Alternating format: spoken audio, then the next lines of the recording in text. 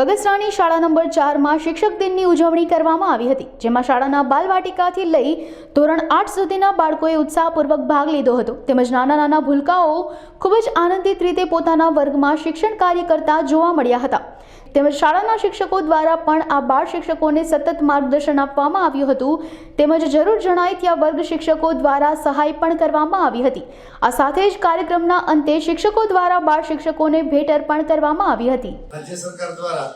શાળા સ્વચ્છતા પખવાડિયા 2024 ની ઉજવણી કરવા માટે જણાવવામાં આવેલ છે, જે અંતર્ગત આજે 5મી